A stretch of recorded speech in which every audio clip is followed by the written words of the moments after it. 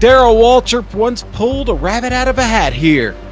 The King dominated his way to a record number of victories at this old joint. Rusty Wallace ripped off an incredible 4 in a row between 93 and 96. But tonight, someone has to step up and grab a win in the Simulation Stock Car Association. A win gets you in. With only 2 races left until the championship race, time is running out. Round 2, race number 2, is coming your way, live, now. Hello and welcome to the Global SimRacing Channel's presentation of the AdPro 360 Cup Series Playoffs, tonight from Martinsville Speedway. Up in the press box to bring you all the action, yours truly, Sean Ambrose, and my partner this evening, Jason Galvin. In the director's chair over there, Joe Peak, twisting and tweaking the dials for us this evening, armed with cameras located, aimed, zoomed, and focused by GSRC's camera guru, Dougie Beard. Let's get ready over these next few minutes as GSRC will bring you all the storylines and all the stats and facts you'll need to fully appreciate the simulated NASCAR Cup racing that is coming your way. Tonight, it's the Lefty 200 here from Martinsville Speedway. LeftyPro.com. Lefty Productions has over 10 years experience in digital media production. They specialize in aerial, drone, video, and photography, as well as commercial video production, motion graphics, editing, and yes, filmmaking. They will make a movie for you. Let them help you turn your ideas into reality. They'll go anywhere to meet your needs. Look them up at LeftyPro.com or contact Gary over there at Gary at LeftyPro.com. They are a licensed commercial drone operator, Jason.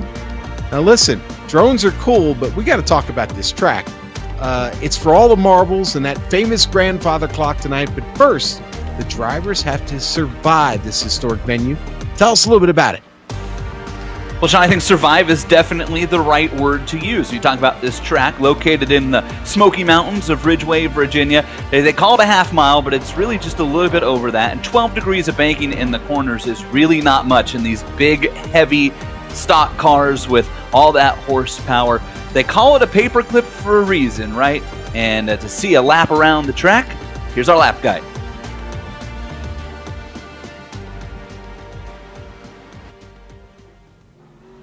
Hello everyone and welcome to the Global Sim Racing Channel. My name is Brian Yazik and I'll be taking you for a spin around legendary Martinsville Speedway in the GSRC Chevrolet SS.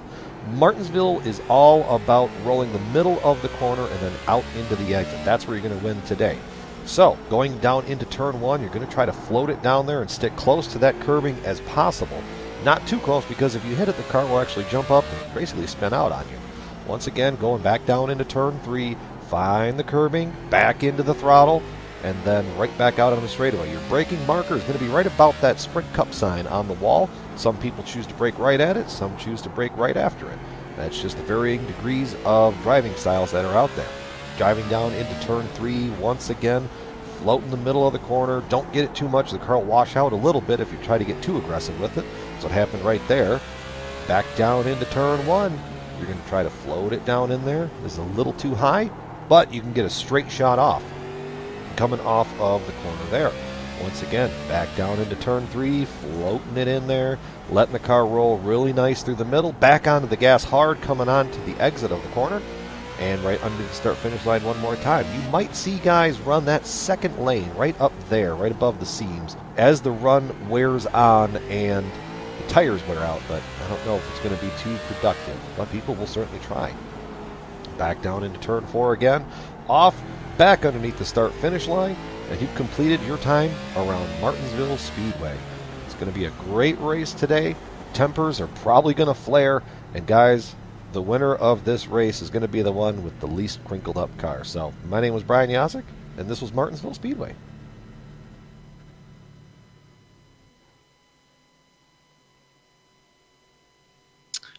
And that is how you get around the paperclip. The old Martinsville Speedway, nothing has changed about this track since the 50s, folks, when they opened it. So Martinsville, a grand old facility, and they do things here the right way, the old school way. You can still get a hot dog for, I believe, under $2, easily under $2. So You're there in Martinsville. You definitely want to take in one of those fabulous hot dogs there.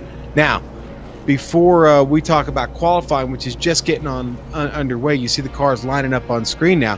Why don't we take a look at the standings and look what's going on here in the playoffs? Because we've got one driver locked in. That's David Washington. You see him sitting there in green. David, by nature of his win at Kansas in round one of, or in race one of round two here, gets himself locked in to the championship race at the end of the season. Andrew Farnyards, let's face it, folks, he's got a lot of points. He's going to make it, and I don't think anybody's going to be able to topple him there. So he's not locked in, but certainly by nature of the points, we will probably see him in the championship race. He'll need a lot to go wrong for him. Alan Elwood is right now, by nature of points, sitting there in third. But listen, the story of the night, and for these next two races tonight and the next one, it's all about winning to get in, securing your spot. And you see the guys back there right now, Ryan Hill, Andrew Payne, well, they're in right now. But listen, Dylan Jones, Kyle Cameron, not that far off in points. And again, the whole win scenario, Jason, if they get it, they're into this thing. Why don't you tell the fans about the details of the event we're running this evening? And Sean, winning in is key here at Martinsville because it is a short track. You just never know what's going to happen. And this is a fixed setup in the Gen 6 NASCAR Monster Energy Cup Series style cars here. We get to see the Chevy Camaro, which I'm excited about, which was just released to the iRacing simulation a couple of weeks ago. 2 caused incidents and you are disqualified, and that I think is going to be something to keep an eye on, as well as that tire allotment. 5 sets. You get these big heavy cars with all that horsepower on this little tiny track. It's easy to burn up the tires. Who can manage them best? And it's easy to just get into the corner, you know, a little bit too hot and cause one of those accidents, and that could end your night if you do that more than once. And yes, they do the green, white checkers in this series. And anytime you're on a short track like this, Sean, I think there's a pretty decent chance that you're going to see a green, white checker finish. We might very well get that. They get a little dodgy usually in that last segment of the race, the third segment. But right now, on track, watching David Washington in number 98. He is the provisional pole sitter, just put down an 18.8. 4 drivers now with qualifying times in: Kyle Cameron, Dylan Jones, and Gerald Campbell. But Washington goes to the provisional pole in his somewhat throwback aegis paint scheme there. You know, I talked to a few of the drivers tonight, Jason, and they really think tires are going to be a big issue. It's partly cloudy out. It's only about 86 degrees on track. It's not blistering hot, but I think what you said when we were talking about the track at the 12 degrees of banking, that's really going to be the biggest factor. You get in those, get down those straightaways so fast, get into those turns so hard, it really throws a lot of heat to them, doesn't it? Yeah, it really does, Sean. And, you know, something else to keep in your mind here at Martinsville is they do have that patch of concrete that goes around on the inside of the track. And part of the reason they did that was to help with things like tire wear and give these big cars more grip as they got faster throughout the years but remained heavy. So whoever can manage, you know, the tires most, it's funny when you see these cars come to Martinsville in real life, the focus is always on brakes, right? Well, brakes is the one thing that in simulation racing we haven't really gotten to a point yet where brake wear is a factor. But tire wear certainly is, right? And so whoever can manage their tires the most, and you never know, like we said, if we get down towards the end of the race, we get a couple of cautions pretty late. This is not a huge field of race cars, right? So if you get down to the end, there's only 7 or 8 cars. The difference between 4 tires and no tires for a 10-lap shootout might be the difference between you advancing into the championship round or going home. Mm-hmm. You're absolutely right with that. Watching Gary Sexton on track right now in the Podium Motorsports sponsored livery there this evening. CCR driver looking for a win this evening. I know he's hungry for one. He was one of those drivers I talked to. He is looking to take this away from the rest of the field this evening. That was kind of the point of the conversation. That's probably what you're going to have to do this evening. You're probably going to have to take this win from somebody to get it. I don't think anybody gets a chance to run away at Martinsville this evening, Jason. Not in this field. Sexton comes around. That's good enough for 7th. Stanford just goes to 5th on his qualifying effort. That was his first lap. So Stanford fast right out of the box. Maybe have a little bit more. Sexton coming around. He has finished his second lap, looking for the pits now, I believe he is. And Sean, this is one of those tracks, I think, where you might see drivers run a better qualifying lap here on their second lap.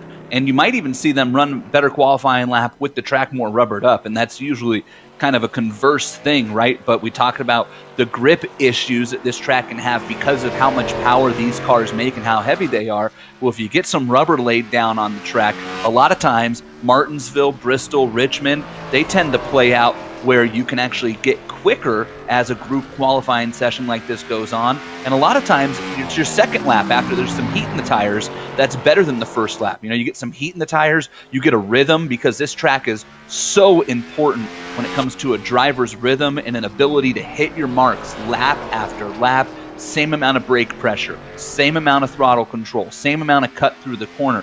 There's a good chance that we'll see some of these drivers in the last 3 minutes of qualifying come out there and best the times that they ran early on. And I'm not sure that's always the case in a group format.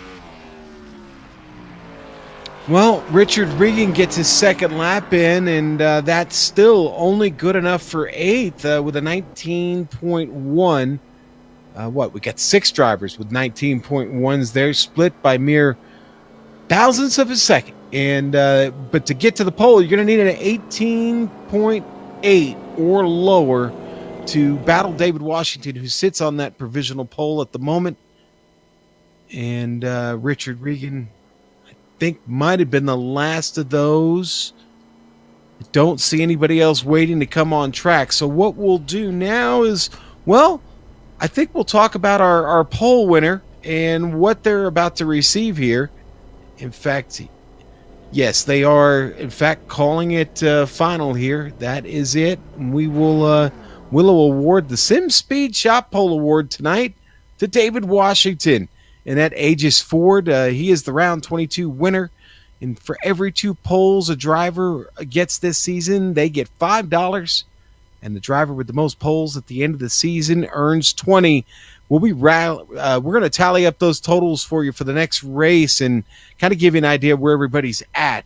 Because somebody is about to win $20 here. We've only got just a few races left now. This is all courtesy of SimSpeedShop.com, a great place to order custom button boxes as well as buy and sell used equipment. For more information, go to SimSpeedShop.com. Jason, it's time to get the grid out to these folks, and we'll run them down for you here 10 at a time. David Washington on the pole. And sitting there right next to him, it's going to be Kyle Cameron in number 8. Row 2, Dylan Jones, Alan Elwood. Row 3, Eric Stanford, Gary Sexton. Row 4, Gerald Campbell in the number 6. Richard Regan Jr. in the number 46. We'll start 8th. Row 5, Andrew Payne. And Andrew Farnyard sits there in 10th in the number 88, Jason. Row number 6, Sean, and it's going to be Tanner Tallarico and Ryan Hill in the 55 car, one of our playoff contenders. Ethan Moore and Jacob Porter will make up row number 7. Row number 8 is Colton Salick and Jesse Abraham. And row 9, William Locklear and Jay Queen will bring up the back of this 16-car field. And that's it. 16, folks. 16 at Martinsville. 18 cars. I can't 18. count. Don't That's hold right. it against me, Sean. Well, right now, it does look like 18 cars. Now, here's the deal. 18 cars, you know what? I think that's a good number for Martinsville, Jason. That means maybe green flag racing for quite a while here. These drivers can get into a rhythm. This could get interesting and early. So we'll see here as everybody just about to the grid. I'm seeing a couple drivers not made their way yet. They've still got 30 seconds to make it down there, or they start from the pit. And just as I say that, there's one. One of the dominoes fell. Still waiting for Farnyards and Jacob Porter to get their cars out there. Well, the stands are packed. The commentators are excited. 200 laps here at Martinsville tonight. 3 segments, just like we've done all season. 50 lap segments for the first two, 50 and 50. And then we'll end it up with 100. There's your race analysis, 200 laps at Old Martinsville tonight. This will go quickly, folks. Here we go. The lights are out on the pace car. We're getting ready to rock and roll. David Washington's got the field off of turn 4. I'm sorry, it is 2 laps. My bad. Wait, the lights were off. I thought we were going live. No, it's okay. We got this one more trip around, then the pace car. Math is not a strong point of the booth tonight, Sean. Jason, welcome to GSRC. Yeah, I just don't know what to say. There have even been highlights documenting my failure to complete math at times, so I just don't get it. Now the pace car pulls in. David Washington gets it, so does Kyle Cameron. Here we go. Waiting for the flag. And we're mean green and underway. David Washington takes the field across the start-finish line down into turn 1 at Martinsville. And we are off into the fights, folks. Here we go, side by side behind Washington. No, not anymore. Dylan Jones gets in front of Cameron. Cameron already under threat there from Stanford, who looked inside. Cameron drops it down quick, gets his car in line with the top 3. Now he's part of it. Just behind them, they are still battling Elwood, Campbell side by side now. Checking up the car, Richard Regan back there. Pretty much single file through the first 6 or 7 cars now, and that's going to be the key. Drivers are going to want to get down to the bottom line here at Martinsville and settle in. You know, that outside line, I've seen drivers make it work, but it is rare, and it's usually later on in a run. So everybody pretty much single file now, and David Washington from the pole is just starting to click off hot laps right away. Runs a 19.010 on his first hot lap, comes across and repeats it. Identical, it actually resets to a 19.065, but Washington starting to open up a gap a little bit on Dylan Jones, who settled into second. Yeah, and Eric Stanford last lap, he got into turn 4 hot. That cost him some time. That has pulled in Alan Elwood. Richard Regan back there in the 46 in a Neonism car. In his Camaro, he is just flat over driving it right now. He keeps losing time, and I think in the process is kind of backing up Gerald Campbell just a bit. He might be getting a little impatient, Jason. That could be the spot where we see caution in this first segment. We'll see. We'll keep an eye on it here, see if those two can keep it away from each other long enough. But they are line astern throughout the field. Really not a big battle anywhere. Everybody kind of settled into a bit of a rhythm, and that's not a bad thing. 50 laps to get in here for this first segment. Got plenty of fuel to do it with. Probably tonight you'll see that fuel window somewhere around 115 to 120 laps. Tires will be the big factor as this goes on. Oh, Ryan Hill almost got into by Ethan Moore behind him. And at the back of the pack, Sean, I don't know what happened to Colton Salick, but that car went backwards big time. I saw him pull over on the back straightaway 1 lap ago. That number 99 car has gone all the way to the back of the cars running, and there are 16 cars that are currently out running on the track. Okay, now, just a quick update. Andrew Farnyar's, Jacob Porter, they never started this race. Now, Porter's not in the championship. Not a big deal. Andrew Farnyar's is. Now, we talked about him having the comfort of those points.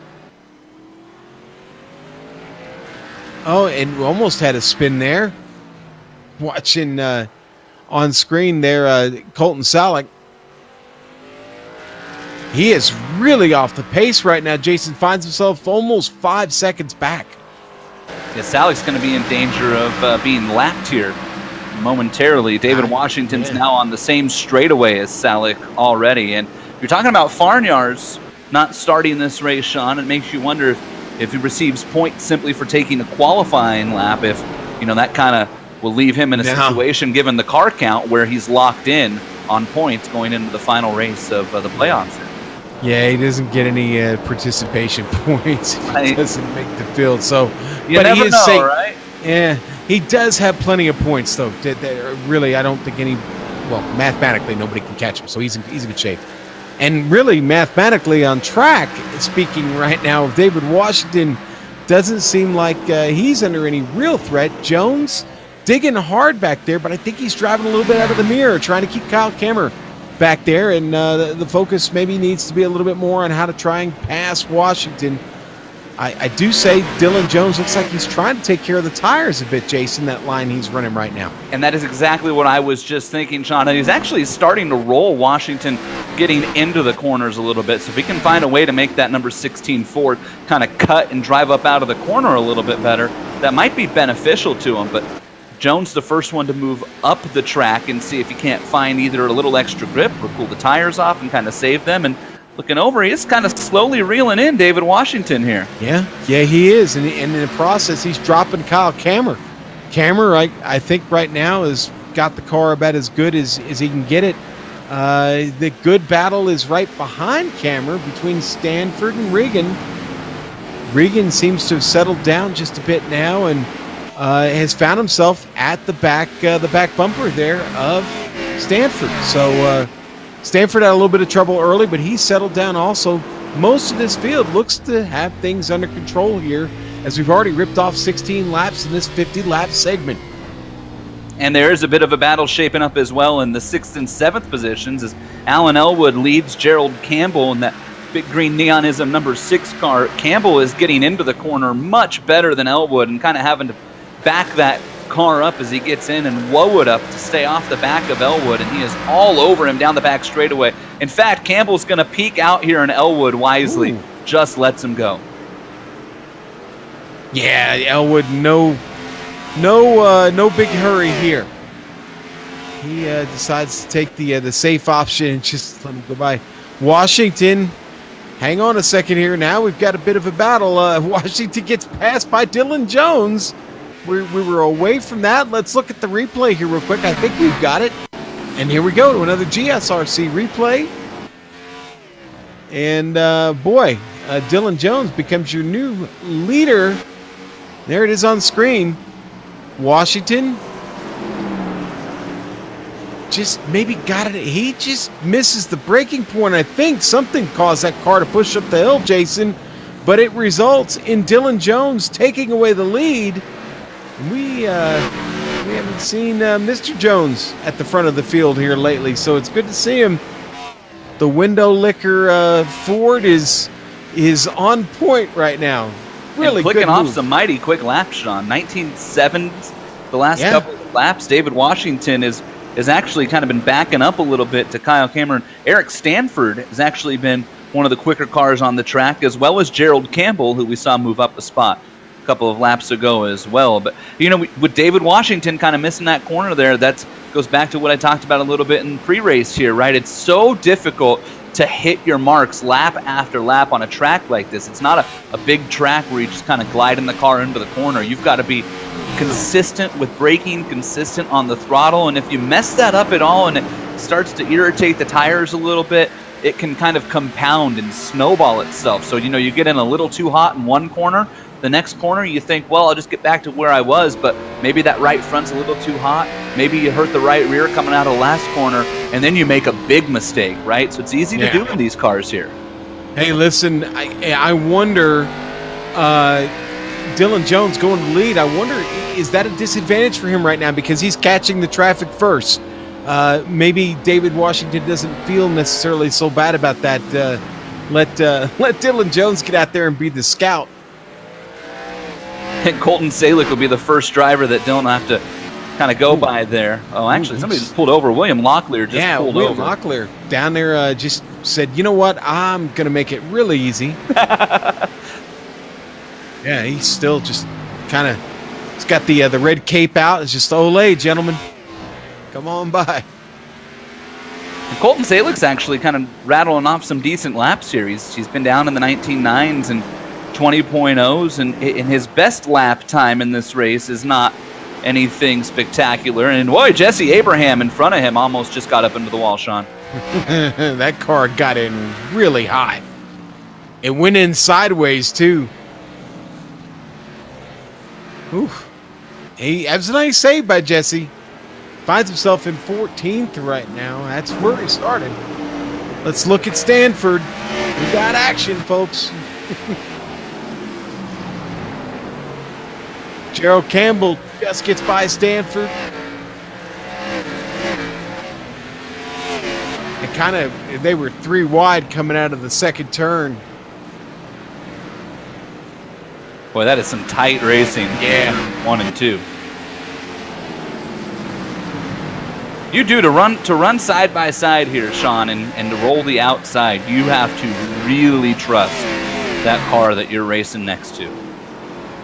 Yes, you do. It's a matter of trust, as a famous musician once said. And Richard Regan Jr. right now sitting pretty well here, but on board there, Stanford making a charge on Campbell. Going to the bottom again, Stanford is trying to stick his nose in there. Really putting a lot of pressure on Gerald Campbell here.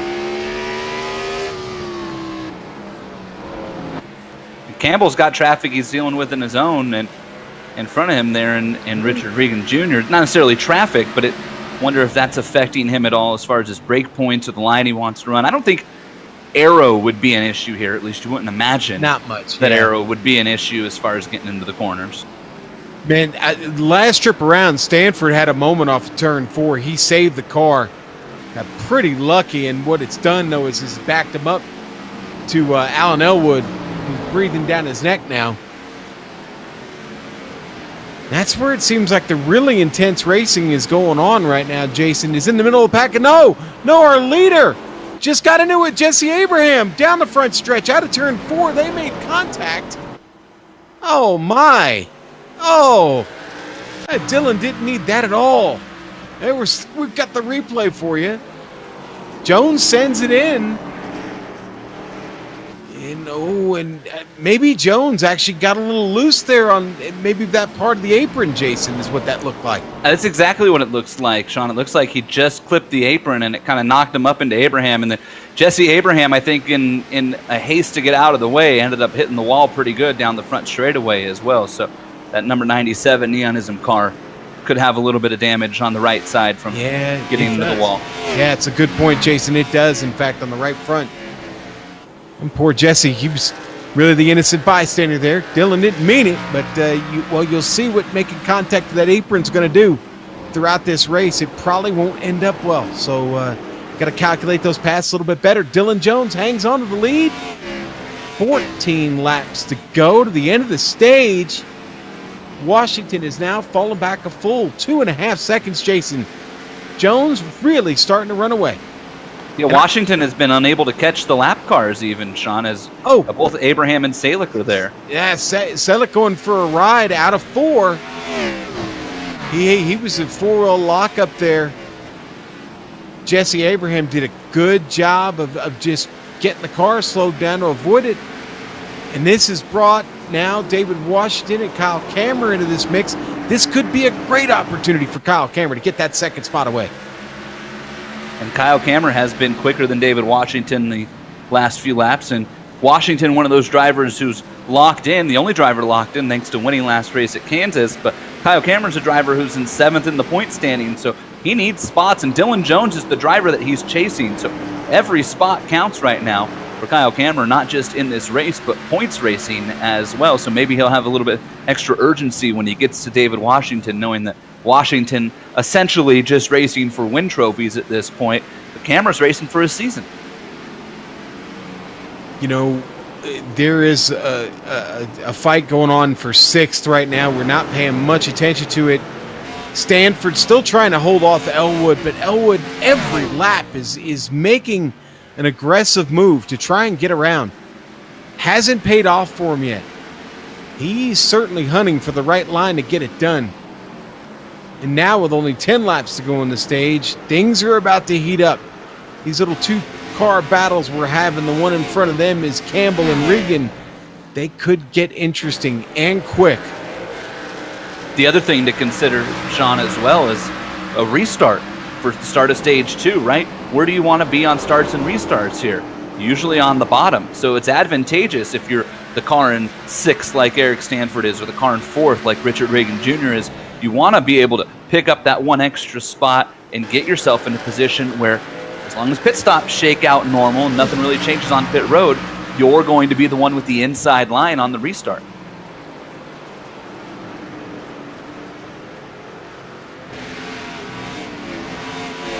Well, Elwood's still trying to reel him in, and it's coming at a cost. I think Elwood's just about burned off his tires. He's loose off in just about every turn now. I think he's been driving it off that right rear a bit, and it's starting to give up on him, Jason. Boy, Kyle Kammerer's got a lot of company now for third as well. The lapped cars are not helping things here. William Locklear gets up out of the way again, but Jesse Abraham kind of stacked the field up a little, and David Washington got by, but Kyle Kammerer's been unable to get around Abraham as he sticks his nose in there again, but just lots of pressure from Richard Reagan Jr., who's in the 4th spot, now all over the back of Kyle Kammerer as they go into 1 and 2. And Kammerer drops it down really quick. Abraham gets out of the way, but here comes Regan all over the bumper of Kammerer. They make a little bit of contact going on the back stretch into 3. Side by side, Kammerer loses it up in the middle. He's going to fight back off the top. And no, Regan Jr. is going to take it across the line. And that'll get him up in the 3rd. But it isn't over yet. Kammerer's still digging up on the top side. Gerald Campbell got loose off of 2, trying to hang on. Coming to the end of the stage. Campbell just got to stay close enough as he gets really loose. A big moment for Gerald Campbell under the throttle there. That's so tempting and easy to do. I've been in that situation here so many times in these cars where you see an opening and the car cut's really good and you just want to get back to the throttle and you just kind of hit it a little bit too hard and then you're fighting for your life going down the straightaway here, and that's what happened to Gerald Campbell, and that kind of allowed Kyle Kammerer to slide into line in the 4th position, and everything calms down for the time being. Yeah, Richard Regan digging and pulling away down the back stretch from Kyle Kammerer, trying to hold on to this 3rd spot here to the end of the stage. Coming to lap 50.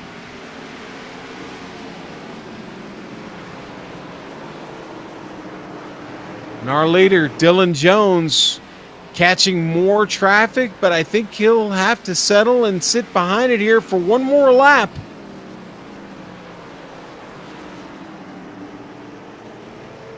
Jones with an impressive first stage, pulls off a great pass on the mistake made by David Washington.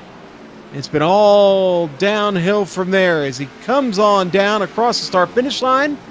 Dylan Jones will be the Stage 1 winner. And David Washington going to come across as second, followed by Richard Regan. Kyle Kammerer and Gerald Campbell round out your top 5. Good stage. The caution is out. Jason, I don't think there's much question about what we're going to see here. Give me 4 good years and a full tank of fuel for segment number 2. You know, I don't know. I don't know. Do you take fuel? Do you take fuel? I almost wonder, as a driver, if I put myself in the driver's shoes, I think I would not take fuel here just to see what it does, right? Because you're going to get a 100-lap run at the end. So if you get 50 more in here and the car goes really bad, well, then you know, okay, I don't want to do that again. I want fuel. But if the car's great, then maybe you take fuel at the end of stage 2, and that's it. You call it a day, right? Yeah, you know, and maybe you've practiced that already, right? You've already worked on that scenario and realized, you know, this car handles pretty good when it's light. So this is my opportunity to make hay in the second segment. So sure, everybody coming down and around, setting up for their pit box. David Washington in, Dylan Jones in, Kammerer in his box behind Washington. Sexton back there misses his box. He's still trying to get settled. Finally gets the car set. Here comes out of the pit. Let's see. There's Richard Regan. Boy, great stop. Boy. Washington gets away first. Dylan Jones. But Richard Regan, man, that was a solid stop. Regan had a great stop, and David Washington, you almost wonder, did he take 4 tires to be able to beat Dylan Jones by as much as he did? That first pit stall, if David Washington took 4 tires, proving to be extremely advantageous here, Sean. Yeah, all the times looking looking similar in the box, Jason, which tells me they all at least took 4 tires. So don't see anybody gambling.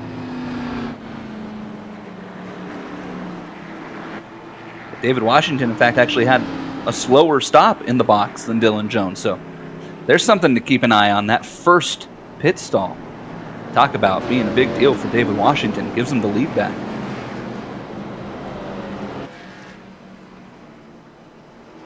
Well, he got to hang on to it this time.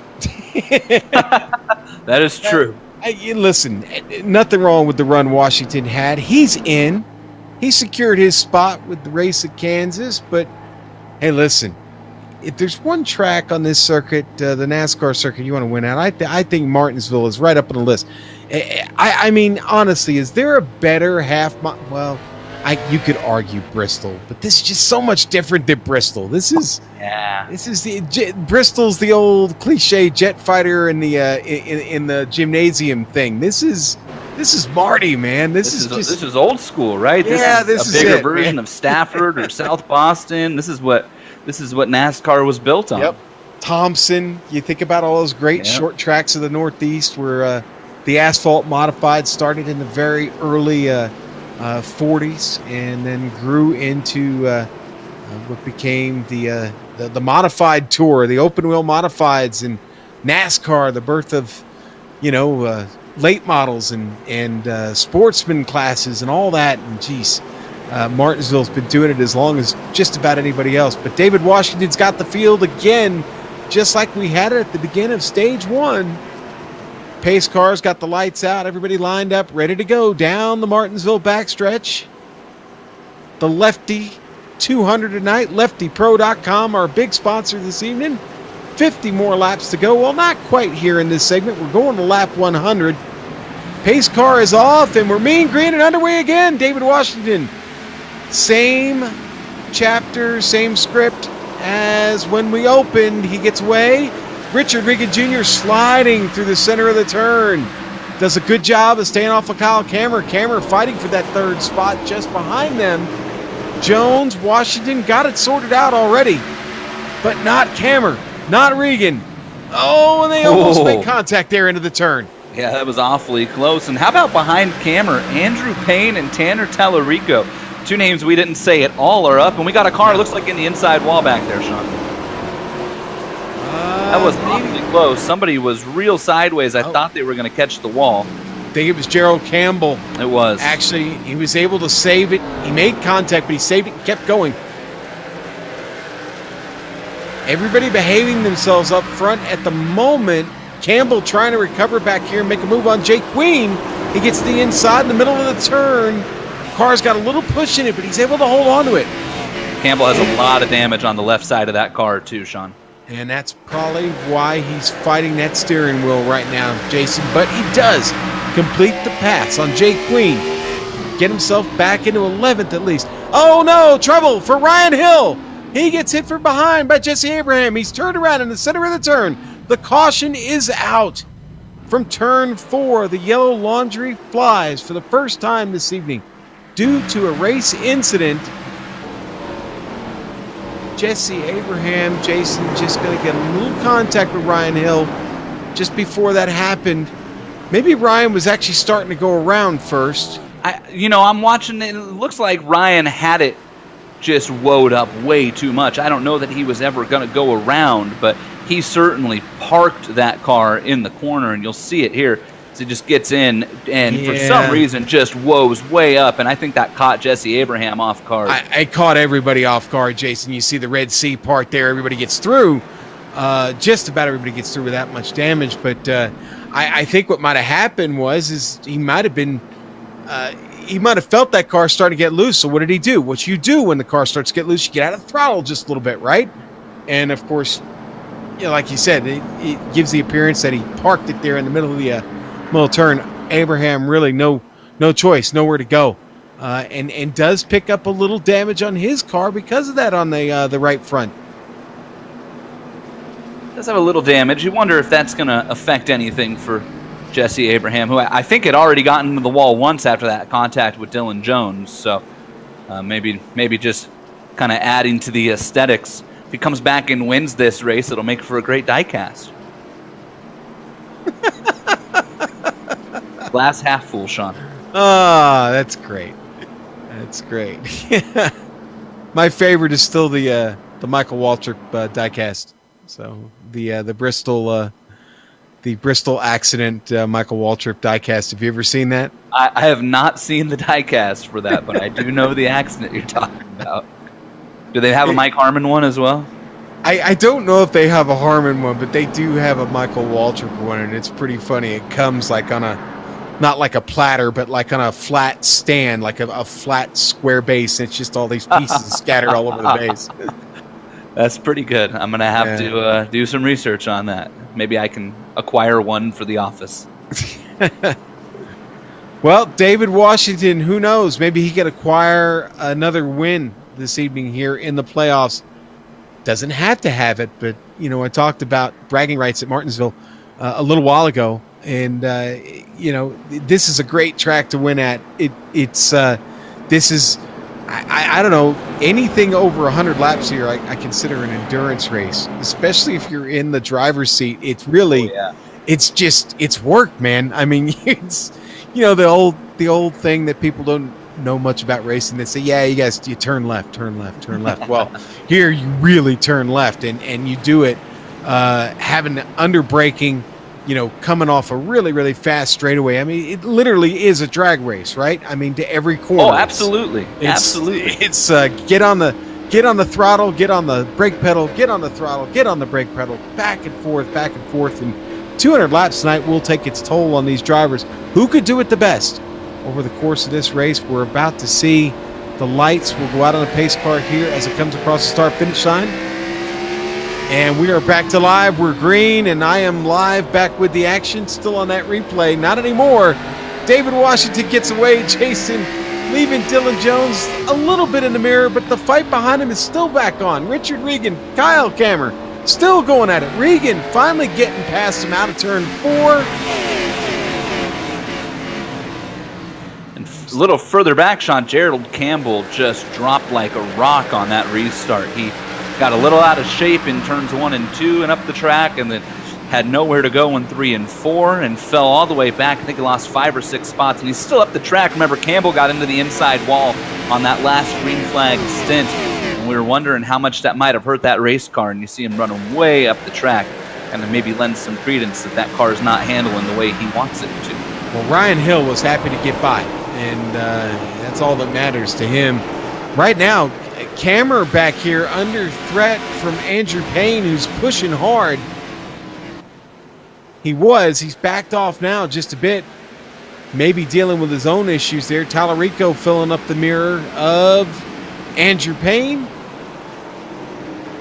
Oh, and Kammer now looks to maybe take advantage of a little trouble there from Richard Regan, who's trying to hang on to the 3rd spot, but looks like he had a bad entry back there, maybe into turn 3, that kind of set up him getting out of 4 bad, but he's sorted it out now.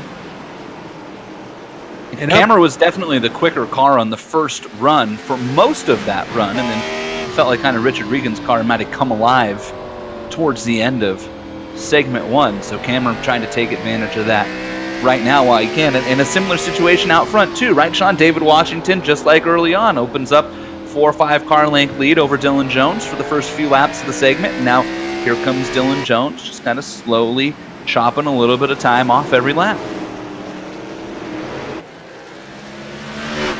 We don't have to go back to it, but Gerald Campbell actually managed to get around Ethan Moore, trying to get back into this race.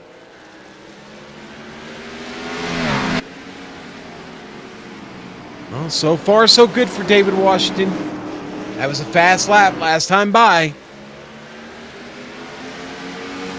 And just like any track, clean air important here. Dylan Jones going to the bottom, though, into 3.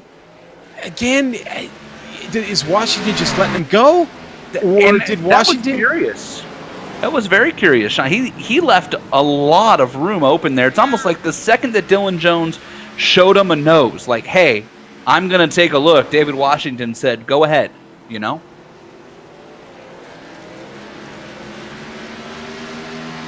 All right, things settled down for just a second. I want to give a shout out to somebody who's watching. I'm going to give a shout out to Miss Kathy Joe. She's a big fan of the AdPro series. She makes just about all these races. She's in the hospital right now, Jason. I want everybody to wish her well. She's going to get things sorted out, but she's still watching from the hospital room, so we're happy to have you with us, and I know you're enjoying another great race here in the AdPro 360 Cup Series. Back to the race, and Dylan Jones still in command of this race. Washington doing his work back there. Again, Washington, we know he's into the final race already. Does he want Dylan Jones to win? Maybe. Maybe he's looking for Jones to max out on points here. Not sure, but they certainly seem to be comfortable with each other right now. Richard Regan back there digging. He got around camera. He's trying to maybe get around David Washington. We'll see what Regan can do. Cameron hanging on a fourth. And Payne just not able to do much with it right now. Honestly, the top 5 or 6 really just seem to be in a bit of a rhythm now, Jason. With 20 to go, I don't think anybody wants to pick up another caution here at the moment. Yeah, everything kind of starts to stack up just behind Kyle Cameron there. It's Payne and Tallarico, Eric Stanford, Alan Elwood, Ryan Hill, Gary Sexton, Gerald Campbell. Yep. There's a 6-car group there, really, from 5th all the way back to 11th, and you could throw the proverbial blanket over them, which is always tricky here, right? Because all it takes is that first car, right? All it takes is Andrew Payne to get into the corner a little too hot, like Ryan Hill did for the last yellow, and you get Calamity Corner again. Yeah, we're off to playing polka music with the accordion. Listen, Sexton right now is really trying to hold off Campbell. Campbell just scattering all over the place, trying to put a move on him. Not working. Sexton's not having any of it. At times, Sexton's made a run at Ryan Hill. But right now, it's all about trying to keep Gerald. Oh, Campbell's loose off of 2. He saves it. Oh, and now Sexton's loose. Sexton's loose, and he goes into the inside retaining wall at the pit entrance. It's not going to bring out the caution, but the field is coming around quick. We're going to the replay. On board the podium Toyota. And this car is just going to get wicked there all of a sudden. I think he made contact with the wall, and that might have lifted that right rear up the track enough to spin the tire, send him careening into that. And, man, I'll tell you what, Dylan Jones is on his way. Dylan Jones into 3. Sexton just out of 4. It won't be long. Gary's got some pretty good damage on the front end of that car. Yeah, I actually thought Campbell was going to go around behind Sexton again because he just saved it, and Sexton spun, and Campbell kind of made some evasive maneuvers. And I'm also curious if Gary Sexton has a penalty that he's going to need to end up coming in and serving here because he was past the commitment pit entrance and drove back out on the track. Hey, listen, battle for 7th right now. Elwood, Stanford. Elwood's got it settled. He gets by Stanford through the middle of 3 and 4. Able to make it stick out of 4. We can look at a replay here real quick. It was a great move. Here we go, side by side into 3. He's just going to take it and hang on to it down the front stretch.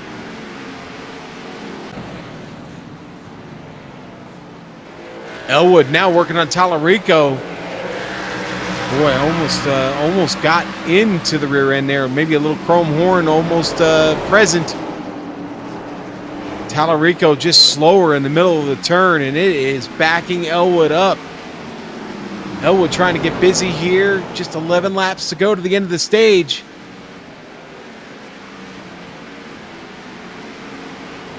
Not missing anything up front. Dylan Jones still in command. David Washington got second. This little log jam here, though, is fun, Jason.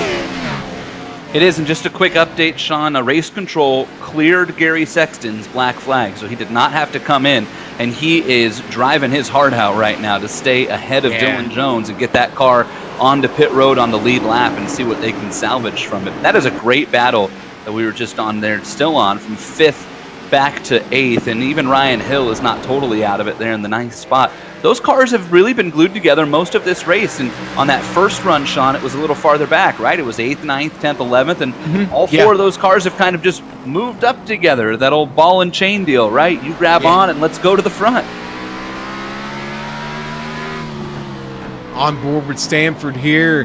Boy, he takes it in deep there. Able to make it stick. And this has been the story of this segment right now. That's how they've all been driving, and no one able to really step out and get it done. That's okay. We'll manage. As we'll manage for just, what, 6 more laps now, or 7 more laps, I'm sorry, till the end of the stage. Elwood now gets to the inside fender there at Tallarico.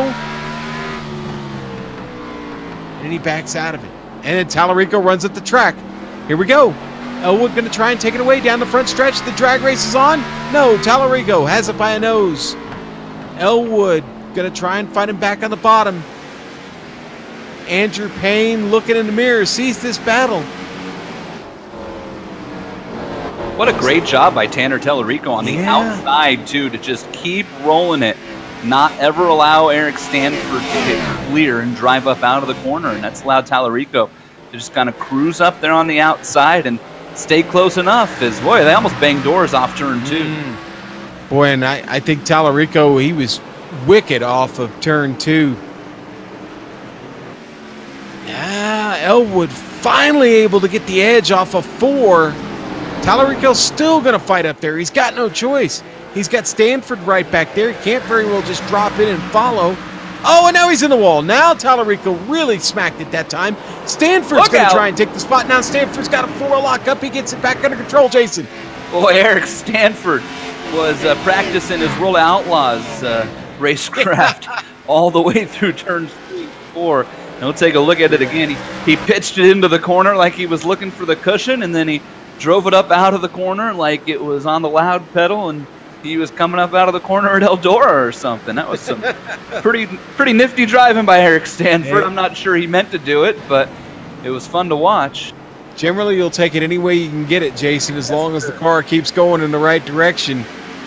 Man, Elwood is battling Payne now for the 5th spot. So Elwood continuing to move up through the field here. He started this race in 4th. He's got 6th right now. Is being a real pest for Andrew Payne. You better hurry up. He's only got a lap left to get this done. Dylan Jones on his way to taking the stage win. David Washington in 2nd, but that is the battle right back there for 5th.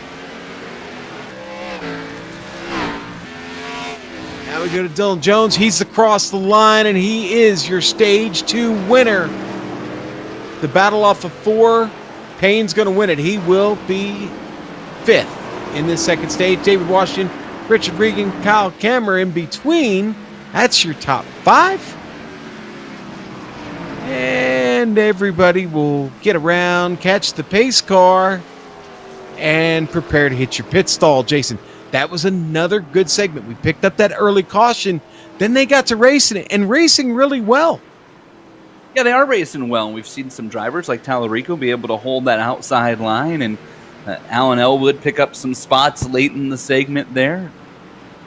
Everybody up front, though, kind of being patient as they all hit pit road here and try to close that gap. And my eyes, again, are going to be up front, Sean, because can David Washington beat Dylan Jones off pit road again? And if he does, sets him up to get out in front on that 3rd and final stint. And you almost wonder, we've seen David Washington kind of just let Dylan Jones go through the first 2 segments, right? My guess is that won't happen in segment 3 if Washington gets out in front. Well, Jones hits his marks perfectly. He's in his stall. No problems for Washington either. Kammer gets in clean. I don't see anybody having any trouble, Jason, right now. Looks like a clean round of pit stops for everybody. Richard Regan, first out of his box, coming around. He's going to get by Jones. Whoa, Regan gets by Jones, and Washington is going to get out first. Washington, Regan, Jones, and then Kammer. Wow. What a pit stop for Richard Regan Jr. 14.8 in the box, but where he really made that time up on Dylan Jones and David Washington even was getting through pit lane. Dylan Jones had an extended stop there, Sean, and 16 seconds in the box. Yeah. It's about a second and a half more than everybody else. Makes me wonder almost, did Dylan have maybe just like a little bit of damage, right? 1 second of optional repairs that he chose to take, thinking he might be able to hold on. And they're giving him the spot back over Reagan, it looks like. Richard Reagan has a penalty. Oh. Race control cleared his black flag, but that's going to be an end along this line, and even with a clearance, Richard Reagan Jr. is going to have to go to the back and fight back to the front. So he was speeding. Yeah? Maybe? I mean, it would have to be, right? I don't know what other penalty you get on pit road. How else do you have such a quick stop other than you were speeding? So, yeah. Oh, wow. Okay, so that's a big development, and that boy, great effort gone to waste there. David Washington going to restart the race from the point. We've seen this before. We've been here. I'm starting to wonder, does David Washington race for a win here at some point? Well, he's going to get a chance to show everybody what he's got. Looks like the lights have gone out on the pace car, Jason. This one ripping right along down the backstretch. Everybody getting set. 45-mile-an-hour pace speed. The pace car is off. You're going to throw a caution light here. And I think you're right. They have extended the caution. Not everybody back to the field. So the pace car will continue driving through pit lane. Maybe that'll give Joe Peak time to get the unheard of picture-in-picture going for us, right? We need the mythical picture-in-picture for an onboard with Richard Regan, and then another shot for the rest of the field. All right, here we go. Everybody ready to go. The pace car is back off. We're going to do it this time. So is David Washington. Mean green and underway across the line. He's got it. In the one, Dylan Jones going to fight from the top side. Cameron back there all by himself. Stanford making contact with Payne through 2. Now they drop in line. Washington going to hang on here out of 4. Got it low, got it tight. Got it across the line first. He is the leader here now at the start of stage 3. And Richard Regan already trying to pick up spots. He went to the outside in turns 1 and 2. And with those fresh tires, couldn't make it work. And now Regan's going to try to cross over. And a little bit of out of shape racing going on. That was Ethan Moore, it looked like, who got sideways. And now here's Regan right up behind Moore, who had to save it. And Moore's just going to allow Regan to have that spot. Yeah, and Sexton and Hill fighting just behind them. They were side by side off the turn. Sexton gets away. Now Sexton into this picture. He's digging hard here at the end. Looked like Ethan Moore almost clipped the wall off 4, and here comes Gary Sexton right in behind him as well. So this is a good battle from 7th through 9th as Moore gets a little out of shape and allows Regan to start to open up the gap and try to close back in on Alan Elwood. So Richard Regan takes 3 laps to go from 11th up to 7th after that pit road speeding penalty, and will now kind of set his sights on Alan Elwood and Eric Stanford and the rest of the cars in front of him. Well, Regan driving on the chip, what I like to call driving on the chip, Jason. He's got that chip on his shoulder now. After that mistake, he's got a little bit of extra motivation here to get back up to the front. Up front, that's where the battle is. Washington still holding off Dylan Jones. Cammer looking pretty racy, but he has got Andrew Payne all over him. Eric Stanford digging in there. Payne almost thought about taking that move to the inside. He looks there, down into 1. No, he's going to maybe try to go to the top. Can't open the door too much. Stanford is there. Oh, and Payne has a moment. Code Brown there out of turn 2. He tried the crossover move, Sean, and when he got back to the throttle, that thing just pitched sideways. Andrew Payne's been our biggest mover in this race, up 5 spots from the 9th starting position up into 4th, and hasn't necessarily had the quickest car on fresh tires, but has been so consistent this entire event that he's been able to drive through the field and now applying that pressure on Kyle Cameron, who has not really had a break. If you think about it, Kyle Cameron's run most of this race without somebody in front of him, but boy, has his mirror been fooled the entire event. Ooh, Elwood made a little contact with Eric Stanford back there. Just a love tap. Just a reminder, hey, I'm here. Payne had another big moment off turn 2 as well. Yeah, got about almost 15 laps on these tires. Starting to get a lot of heat in them. Things starting to get a little slick out there, Jason. Temperature on this track has come up significantly since we got started. And a lot of rubber put down, and concrete takes rubber really well. So you're going to start seeing that as look at Reagan go to the outside. It didn't work, but boy, is he fishing around and now to the inside of Elwood, and they're into each other. We got to go up front. Dylan Jones just got around David Washington. It was another Olay moment in turn 4. We've got the replay. Washington just going to kind of step aside. What looks like maybe him missing the line, getting hot. I can't tell if it's that or if he's just giving him the position. All right, now back live. Jason, begin to wonder here. Track position going to be very, very important. Does anybody risk coming in early with 80 laps to go? I think they can run all 100 laps on fuel, so they'd have a hard time coming in and pitting. Well, that's right. That's right. Now I remember that we said earlier the fuel window was about 115, 120. So, oh boy, 7th really intense. Alan Elwood has Elwood, just I know the wall the last couple laps.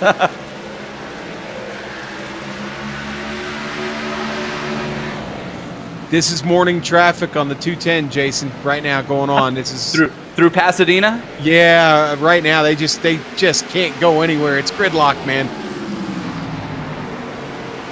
Cameron's now kind of falling into their clutches too. He better be careful. He's going to be part of this. Boy, Richard Regan and Alan Elwood are racing within inches. We got a caution.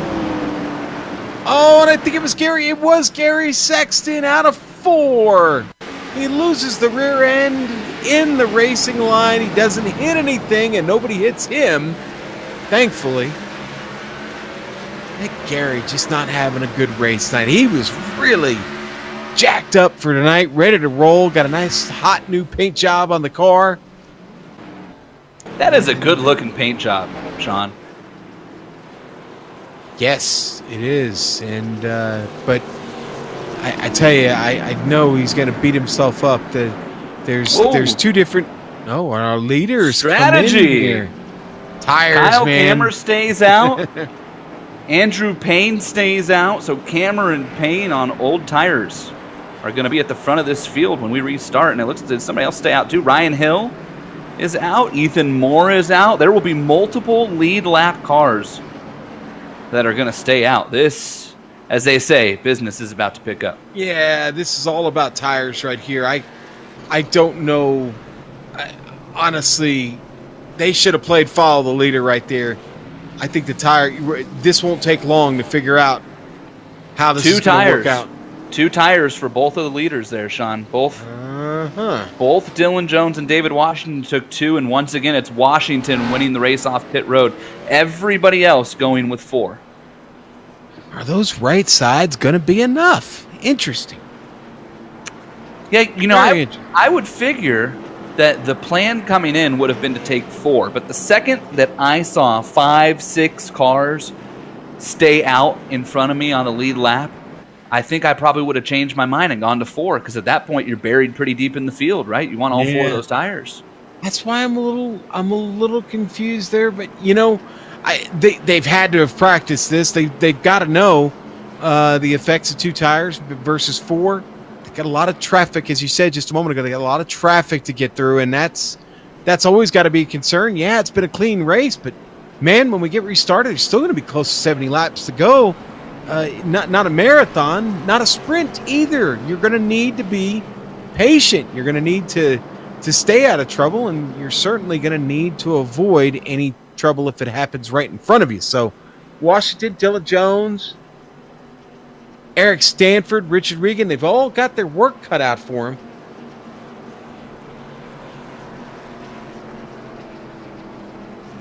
Kyle Cameron, that gamble up front, if he's able to get out in front and open up a gap, that could be end up being like one of those monumental moves. You know? Oh, this could be huge for him tonight if he could pick up a victory here. And Cameron's sitting down there in 7th in points, and we've seen how quick Richard Regan's been, and Dylan Jones has dominated this race, and those are the 2 cars right around Cameron in points, and Ryan Hill has not had the best race, so a chance here for Cameron to really change the course of his season. And this may be Cameron's shot, right? This may be the final shot in the chamber. We're going to find out. He brings the Box Crush Chevrolet through turn 3. The pace car is off. We're in turn 4. And Cameron gets on the hammer. Down across the line and into 1. He owns the lead of this race. Andrew Payne in tow. Out of 2. Already looking to the inside. No, he's going to go to the top side. Actually, Payne very loose off of 2. Just behind Payne. They are fighting. Oh, no. Payne gets hit from behind by Ethan Moore. Oh, a power shot by Moore. Payne does a great job of hanging onto it. Ryan Hill able to take advantage of that and get up to 3rd. It's a logjam. 3 wide out of 2. Trouble. Regan's around. And the caution's out. Regan was right in the middle of that, Jason. Regan was right in the middle of that. They were 3 wide. That rarely works here at Martinsville, and it looks like Regan just got a little bit of help from Stanford gets loose there on the bottom. You see it. Yeah, he hit that apron, Jason. He hit the apron. The car rocked up. It makes the contact with Regan. He's going to pick up heavy damage on the left rear of that car. Shouldn't hurt him too bad. The front end of it still looks good, so probably still pretty good with the steering, and that'll be fine. But it's going to back him up all the way through the field. I tell you what, Richard Regan did a fantastic job of there, Sean, is when he got turned around and got that thing locked up, he was, if you watch it real close, he was so smart. The second the car was parallel with the wall again, right, or perpendicular with the wall and pointed backwards, parallel. I forget which one it is. See, this math, we got to stop with math. The second that Regan's car was pointed the wrong direction, how about that one? He took his foot back off the brake, and it let the car roll instead of keep spinning, so he stayed off the inside wall. That was a savvy piece of driving by Richard Regan there. That could be the difference between saving his race, because if that thing kept rotating and clobbered the inside wall with the back of the car, he's probably got a lot of damage he's got to worry about, but that's mostly cosmetic. I think he's going to be okay. Jason, you started throwing some of those terms around, and I found myself in high school geometry class there for a moment. True story. True story. Sat front row, first chair, right in front of the teacher, slept every day, and still managed to pull an A in that class. I believe it was a high 90. I had just a knack for it. Yet I can't do math. I can do geometry, but I can't do math. So I was just going to ask you if you got an A because the teacher liked you or because you passed the class. I passed the class. I would wake up for tests and somehow it was natural to me. But you know what class is that way for me? Statistics in college. Statistics came to me, which is funny because there's nothing that I hate more in life than a good Microsoft Excel sheet, but it worked. Excel sheets, access databases, they all drive me crazy, man. Yeah, 3 things I hate. Excel, access, and calf cramps. All right, here we go. Pace car does not have its lights out yet. Kyle Cameron, though, going to get to restart this race from the point. Andrew Payne, Ryan Hill, Ethan Moore. We haven't talked much about Ethan Moore tonight, except for when there's been a little bit of trouble on track. You know, Ethan Moore did start 12th, so I mean, it's not been a bad effort for him. The Air Force Chevrolet in pretty good shape here. And now the lights are off, Jason. It's time to go. We saw some of those cars struggle on the restart too, with old tires being hot. I wonder if this yellow maybe helped them cool them off a little more. Maybe. We'll see. About to find out. Pace car's off. Kyle Cameron's got him out of 4, and he's gone. Cameron back on the hammer into 1. Ethan Moore digging hard back there from 4th. Almost gets into Ryan Hill. They're side by side behind Moore. David Washington coming off the top side. Gets by Tallarico. Down the back stretch. They're side by side for 2nd. Payne gets hip checked out of the way by Ryan Hill. Ryan Hill had a fantastic restart, and then the contact with Payne lets him clear into second. And now Ryan Hill will have a chance to go after Kyle Cameron and see what he can do up front. And David Washington, the first car with fresh tires, is trucking on the outside of Ethan Moore. Washington way up the track there, though. I didn't want to be that high. And Payne was all over the bumper, throwing the horn to Ryan Hill.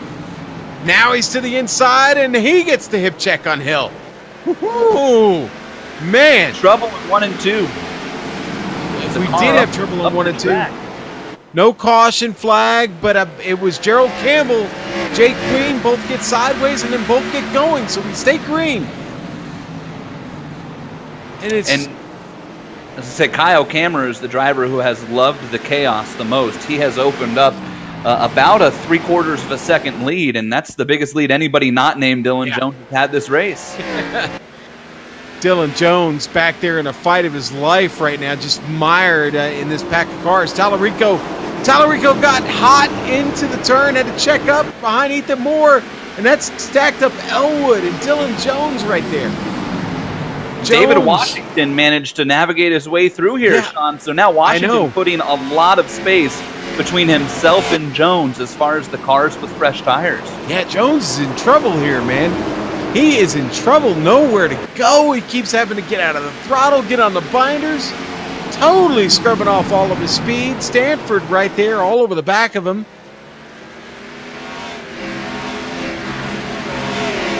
And all the while, David Washington just continues to clear cars. Next on his list, Andrew Payne. Going to the inside already, down into 3. Washington looks to go to second place. And he's got it. Payne going to try and cross him over, but I think it's futile. It is. Nothing there. Washington powers on by. Now in the second. Kyle Cameron in the crosshairs. That is not what Kyle Cameron wanted to see. That big blue number 98 car with the stripes on it. Your pole sitter, David Washington, who has dominated the early portions of each segment so far, but has then faded as Dylan Jones has been able to get by him and lead the most laps in this race. But that's not the case right now. Washington has 4 cars between himself and Jones. Make it 3 as Dylan Jones clicks off another spot up to the 6th position, but still a long way to go for Jones and a chance for Washington to pull away from Andrew Payne and set his crosshairs on Kyle Cameron.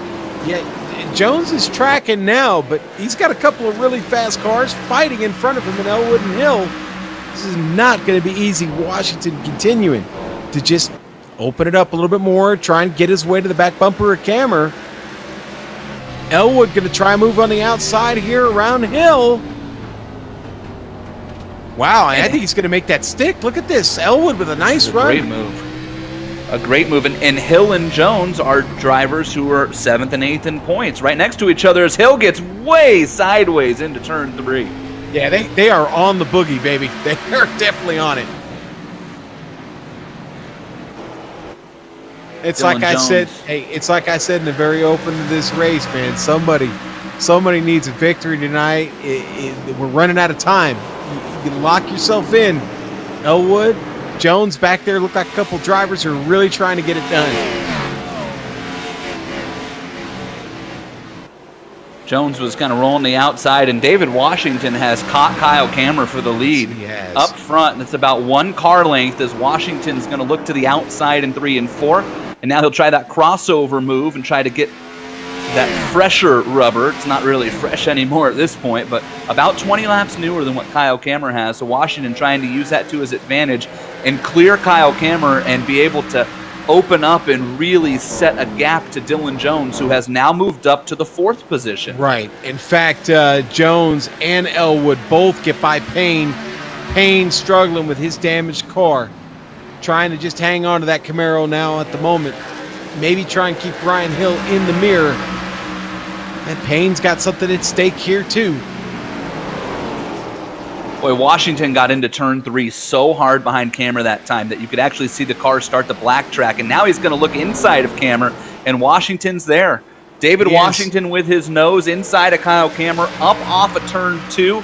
David Washington back to the point with 48 laps remaining as they come up off of turn 4 and cross the stripe. Well, the Aegis Ford been strong all night. Now, does he hang on to this for the win? A little less than 50 laps to go. I look down at that Aegis Ford and I see the bull on the side. It makes me think an old saying, strong like the bull. And David Washington certainly looks like that bull right now. No traffic immediately ahead of him either. This plays into his hands. A lot of open space in front of David Washington. We've been on board with Dylan Jones for a few laps here as he has been searching for a way around Alan Elwood. It's looked like he's had a chance to use the bumper if he's wanted to. We've got trouble. Sexton. Sexton was around again. I was on the front stretch going into turn 1. Something happened here. I wonder if it started out of turn 4.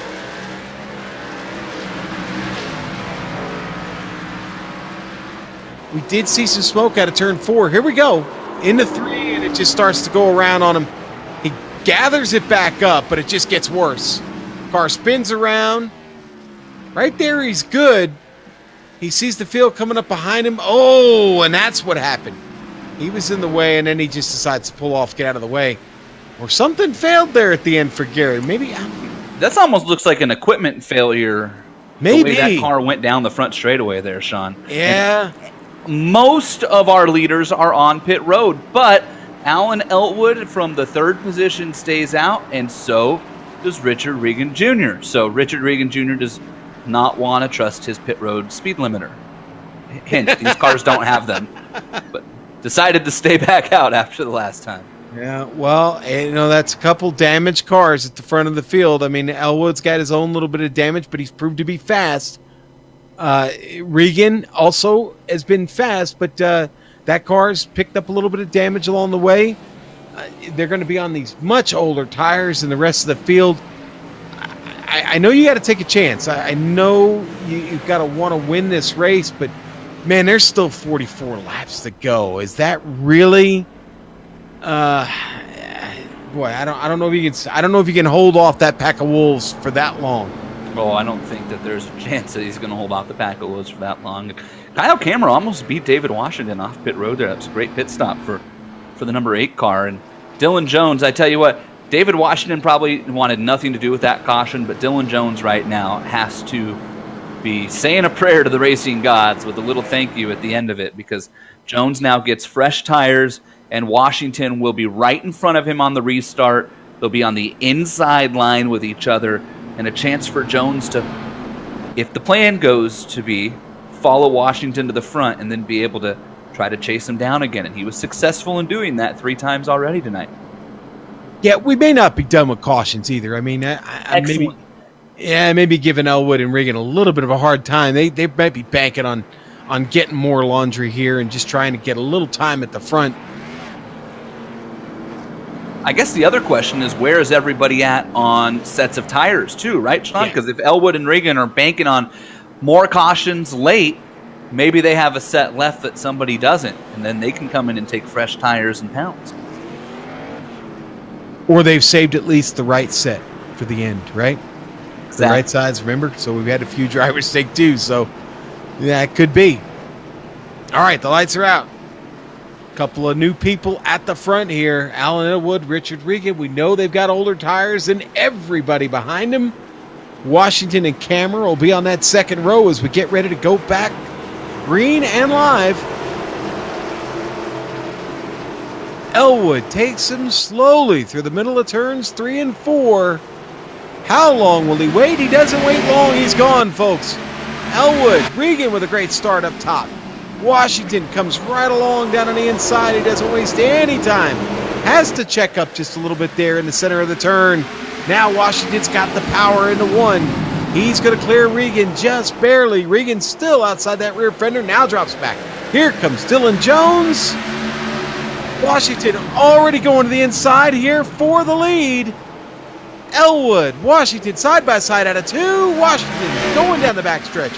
Going to go into 3. Your leader. In 2 laps, Washington manages to get back in the lead. Jones with a run right up on him there. Dylan Jones has done everything right on this restart, Sean. He followed Washington. He made sure that the hole never closed up. Yep. And now Dylan Jones goes to second. did exactly what he needed to do. Followed Washington through and never let a car with old tires get down in between them. And so Dylan Jones now has 37 laps to run down David Washington and get back by him, and we've seen him do it time after time tonight. Well, it's them and everybody behind him here at this point. Stanford, Payne back there battling for position. That's for 7th. Payne keeps it locked down there on the bottom. A little bit of contact out of 4 between the two. Just up in front of him, Cameron's going to the inside of Regan. This is a battle. Regan wants that spot. He's got it going into the turn. Will he have it coming out? He does. Regan stuck there on the top. Can't get the car moving. Oh, and we got somebody sideways behind them. Was it Salek? It was. Colton Salek going to get tipped by Gerald Campbell, just in the wrong place at the wrong time here, Jason. And another caution here that's going to mix things up. And it looks like Salek just tried to close the hole there when Ryan Hill went by, and Gerald Campbell was there already. I don't know that there was anything Campbell could have done about that. He tried to just roll the bottom, and Salek tried to fill the space, and just kind of one of those Martinsville short track racing deals, I think, Sean. Yeah, I think so. I think you hit the nail on the head, Jason. Like one of the finest carpenters I know, buddy. This has been fun. Something else you do not want to see me do. Yeah, swing a hammer. I have spent the last most of the last week assembling wood furniture pieces for said future son's room, and for nursery work. Nice. Yes, man. Let me tell you, good thing I am not a carpenter. I would be on the unemployment line. Yeah, you know, about just a little over 23 years ago, I was preparing my first nursery for its occupancy, Jason. So our very best to you and your new family. So it's quite a ride, man. I wouldn't trade any of it for anything in the world. We're very excited. Appreciate that, Sean. Very excited. I just hope that all the furniture, stays together. Yeah. Then nobody can blame me. Trust me, things don't go full tilt until about 10, 11 months when they start to get moving by themselves. Oh, forget it. You're done. You're saying all right. I got some time. Yeah, you got a little bit of time. All right, so here we go. Back to the racing. Now, when we get restarted, we're probably going to have 30 to go, 31 to go, 31 to go, I think, because I think the lights will go out here. Washington, Dylan Jones going to start this. The Fords on the front row. And it'll be a Chevrolet and another Ford behind him, and Kyle Kammer and Eric Stanford. Everybody looking for their slice of the pie here. Washington, of course, we know is already locked in. Elwood doing good in the points. He finds himself back in 11th right now. Dylan Jones, though, really needing a win. Wants to lock himself in. He sits on the bubble right now in 6th in points coming into this night. Legitimate shot. Kyle Kammer, we talked about his situation. He's right there with Dylan Jones in the points in 7th. So a win by either of these two tonight is really, really going to help their effort. The points would be great, but a win. They need a win to lock it in. Here we go. The lights are out. Pace car out of 2. It's time to get running here at Martinsville. The Lefty Pro 200 tonight. Go check them out at leftypro.com. Not right now, but after the race. Washington has the field in 3. Through the center of the turn. How long will he wait? Probably not long, and he's on it.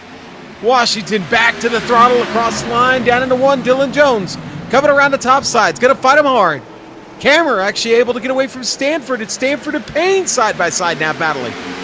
Kammer going to block it off. Going to take it in shallow into 1 or into 3 there. Jones not able to get it done yet.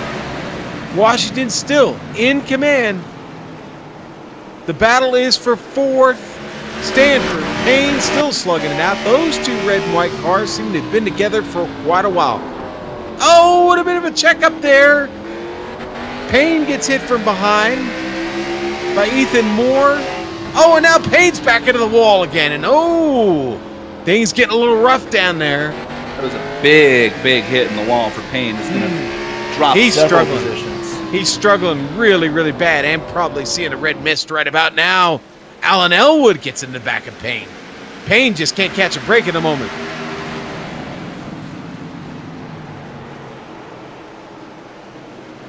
Feeling the pain, bringing the pain, one or the other. He's definitely not in a good way at the moment. Elwood's going to get by him now, and Payne just continues to back up. All of a sudden, this just not falling out like he wanted it to. Up front, the battle for the lead has starting to heat up.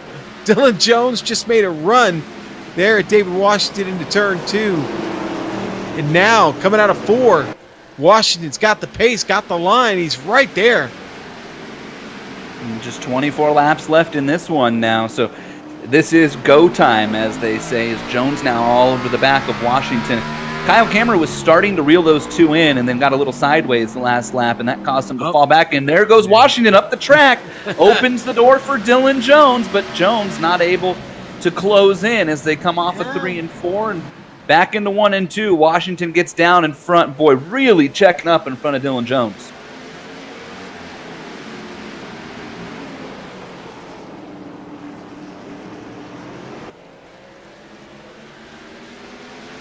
You know, Sean, we've kind of theorized throughout this race about whether Washington was letting Jones go or what was happening there with the Olay moves, but I think that was I think that right there was proof that maybe Washington's just, you know, had some moments where the car hasn't done what he's expected maybe, and it's gotten in the corner a little too hot, and Jones has been able to capitalize every time until right there. Washington was able to outdrive him. And they're obviously both really close on speed, and it's happening again. Here comes Jones out of 2. He's brought it right up to the door of David Washington, now into 3. They go neck and neck, and Washington runs up the track again. Washington was never close to even the second groove that time in 3 and 4. Made it way too easy for Dylan Jones. And Jones is already just, look at him pull away down the straightaway, Sean. 3, 4, 5 car lengths. Well, right now he's getting into the turn because he's got nobody in front of him. He's got no dirty air to deal with. He's got 20 to go. It's time to boogie. Let's drop that disco ball down and have a little party here, right to the checkered flag. Let's see if we can get it done for 20. That's 6th place, still very much in question. Ethan Moore trying to hold off Ryan Hill just behind them. Richard Regan still digging. Andrew Payne trying to get back in the saddle. I don't know if he's got much of his saddle left. A lot of it's been knocked off and pieces of it laying on the track. Yeah, he got a run there at Regan and then has to back out of it. Almost makes contact. Hill gets to Ethan Moore. But he's the nice guy. He could have sent that in a little bit deeper and maybe been able to upset Ethan Moore just a bit. But he didn't. Moore struggling right now. That car looks very, very loose off the turns, Jason. Oh, no, and Ryan Hill sideways, and he's drifted it through. Oh, what a save. Oh, man, and Richard Regan's going to get by, but that's the save of the race right there, man. Oh, watch the replay. That's worth one, Jason. Yeah, Ryan Hill is... we talked about a World of Outlaws driver earlier. This is a 410 wingless driver right here on asphalt. Boy, Ryan Hill, look how sideways that car is. And a great job by Regan, too, to get by him and not run him over, which he could have easily done there. Not on purpose at all, just, you know, having nowhere to go. Let's come back to Regan, Jason. Sorry, I didn't mean to cut you off. Regan right now toe-to-toe with Ethan Moore. And these two continue to make contact with each other. And they're having a little fun or maybe a little tense with each other at the moment. And Regan does have fresh tires, Sean. He came in on that last yellow, and so did Elwood, and I was just fixing to mention that when Ryan Hill went for the slide. Alan Elwood has by far been the quickest car on the track when he's not been making passes, and he's up to 4th, and here's a caution. That's exactly what Elwood wanted. And it was Tallarico trying to see if he got any help here. No, it was all Tanner Tallarico. He just got wicked out of 2, and it just not able to recover from it. He's going to just narrowly miss the wall there. But that car was sliding the racing line, and the flag comes out as it should have. Well, there are some professional wreckers in this series, Sean. I would have totaled about 6 race cars by now, but they're at Tallarico. We saw Regan earlier. Yeah. Look at this driving job by Tallarico. I mean, man, there are some professional wreckers, some guys who get a lot of practice at spinning a cup car at Martinsville and not hitting anything. And there's a couple drivers on the lead lap coming in for fresh tires here. Yeah, we've got some takers. Ethan Moore, Ryan Hill, Andrew Payne. That's it, though. Everybody else going to stay out. Even Tallarico's going to stay out of it, though. Yeah, no, he is. This plays really well for Alan Elwood and Richard Regan. They're both going to start on the outside line with David Washington, which might be a bit of a disadvantage there. But if Washington and Jones get to racing into turn 1 at all, and Elwood right behind them on the outside with fresh tires should be able to roll the outside on Kyle Kammer because he's got so much newer tires. You know, these tires are about 15 laps old versus Kammer's who are now, 65, 70 laps old. This is the longest these drivers have had to race all night on tires. This could be really fun. All right, Jason. Just about ready to go. The light's still on the pace car.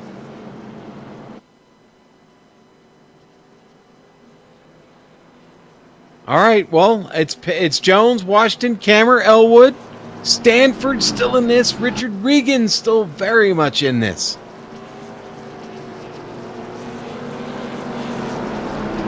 Regan needs a win. Of all the 8 drivers that are right now in round 2, Regan needs that win, the worst of them. Will good fortune play into his hands? I don't know. We'll see. We've still got another lap around here before we get the lights out on the pace car. We'll restart with 8 to go.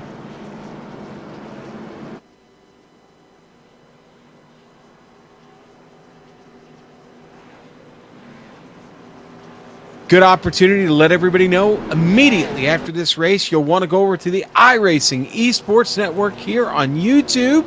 We can watch Jason Galvin, my partner this evening, hop in his Lionheart Lotus 79 Retro fire-breathing beast and take on Gateway Motorsports Park tonight. Jason, we wish you the best of luck, my friend. Thanks, Sean. The lights are out. It's time to finish this one. We'll do it with 8 to go.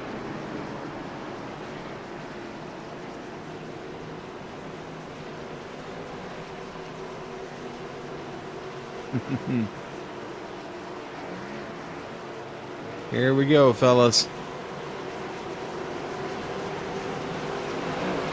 Race fans, it's what you've waited for all night, the finish of this race. It's going to be up to Dylan Jones here. Washington gets a great start for the top side. Oh, they're neck and neck across the line and down into 1. Washington got that car wound up quick. Double. Campbell already spinning back there. Spinning in the middle of the turn. No yellow flag yet. We're still in the green. Wow, surprising not to see a yellow come out. And look at that into the corner. It was that Regan who got way sideways back and had to save it. Regan was trying to get a move on Stanford, and then that failed on him. Elwood still stuck on the top side, still making it work back there, hanging on to 4th. Washington has not let Dylan Jones get away here. David Washington doing a nice job, and Kyle Kammer for that matter too. The top 3 still pretty close. 6 laps to go. It's all come down to this. Kammer now is pressing. Kammer's pressing. He's got a shot. He knows he's got a shot at this. He's got to get through Washington to have an opportunity. Washington, I think right now, protecting the leader. We don't know, but he may have been doing that all night to battle for 5th. Intense, man. Stanford, Regan, those two, they've been at it all night. They've seen a lot of each other over these 200 laps. Oh, and Ryan Hill gets in the back of Richard Regan. He's able to hang on to it. Up front, 4 laps to go. Dylan Jones still hanging on to this, and everybody else just in line behind him. Nobody's got anything for it. Ryan Hill all of a sudden trying to make a move on Regan back there in the center of the turn. Get a car sliding. Andrew Payne. That was Payne sliding through 3 and 4. 3 laps to go. And that battle for 6th place, 5th place, still intense. Regan, Stanford, Ryan Hill. One of those three is going to get it before this race is over. One of them might even get around. Wall. Yeah, car's all the way at the back of the wall. Payne struggling to get this home. 2 laps to go as they continue to fight. Hill now into 6th, trying to get to 5th. Oh, and they're locked up. Bumpers all locked up out of 4. Oh, that's it. The last lap. Here we go. Dylan Jones coming out of turn 2, down the back straight, into 3. He slams it in there. David Washington hot on his heels. But this night, the Lefty Pro 200 at Martinsville belongs to Dylan Jones. David Washington with a 2nd place finish. Kyle Kammer completes the podium. A great run by Alan Elwood gets him 4th in our top 5. Rounded out by the surprise run of the night, our hardest charger, Ryan Hill, in that Hilco Chevrolet. Congratulations to the winner and all of these drivers this evening. Jason, that was some kind of race here at Marty. That was some type of race, and while Dylan Jones is celebrating, you should see everybody introducing themselves to the people that they made friends with throughout the race as those cars got onto pit road. Nothing like a good short track race, Sean. Indeed. Well, I'll tell you what, we're going to take it to a break, catch our breath, and come back with the results and some driver interviews here at the Lefty Pro 200 from Martinsville Speedway here on the Global Sim Racing Channel. We'll be right back.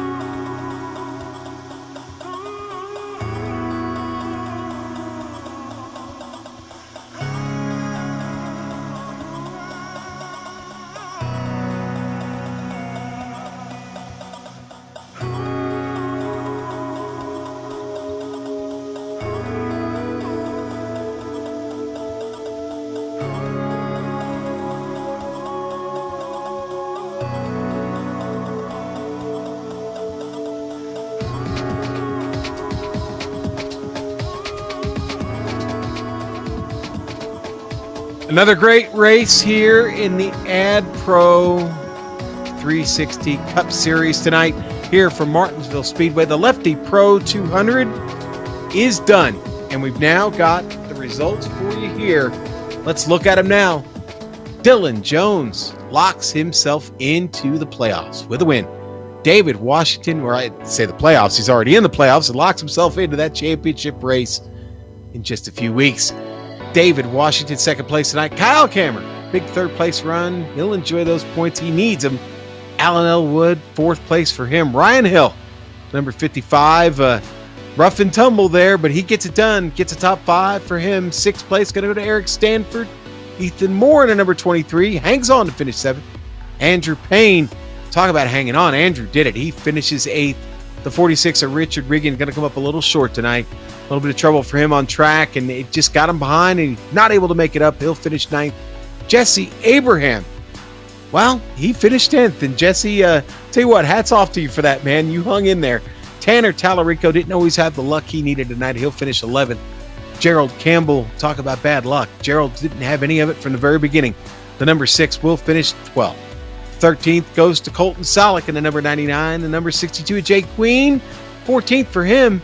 Gary Sexton in early retirement is going to finish 15th. A big downer for him, I'm sure. 16th. And the final car in this field, William Locklear, going to bring it home in 16th tonight. So 16 cars got started. Most of them finished, but Dylan Jones was the big winner. And boy, I know he has got quite a celebration going on here after pulling in a victory here at Martinsville. He's locked himself into this championship race. Dylan Jones, there's probably not a dry eye in the house. You have locked yourself in to the championship race. Congratulations. Thank you, man. Definitely a nerve-wracking race coming into Martinsville with a lot on the line. I mean, we still had one more race, but Phoenix, another short track. You got to take every opportunity right now to take advantage of it. I'm going to ask the hard-hitting questions, Dylan. Was David Washington protecting you tonight? I don't think so. I don't know.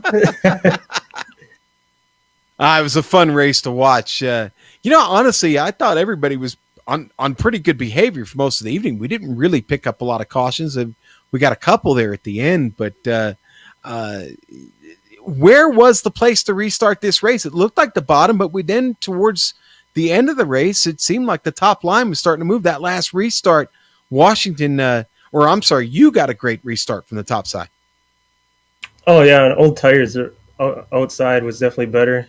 If you notice in the early parts of the race, I was running the outside groove because it would save your rear tires so much. I'm surprised more people didn't do that throughout the race. But, yeah, on old tires, the outside could actually hook up. Yeah, we saw them burning those right rears up, and it's a hard thing to do to save the right rear on a track like this, isn't it? I mean, you really it's what racers do. They want to drive hard, and on a track like this with not much banking, it's just a kind of a natural tendency to want to drive it hard off the right rear, isn't it? Yeah, especially this track. It's a little bit better than it used to be on saving your tires. But when we were going through some long runs, I wasn't even going full throttle. You really got to be patient with it. Yeah, the tires could take full throttle, but you would really pay for it on the long run. So you just had to be patient with it. Well, patience gets you the win. It gets you locked into the championship race. You were sitting outside looking in at the top 4 there, and now you're one of those top 4. You'll be moving on to the final race. You get a couple weeks off here from the AdPro Cup Series.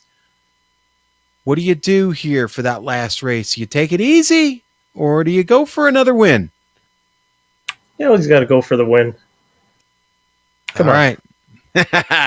All right, who gets it done for Dylan Jones? Just thank all the guys at Aegis. We put in a lot of practice with Kyle and Dave and me and Eric. I haven't had a lot of time to practice, but I put in some effort this week.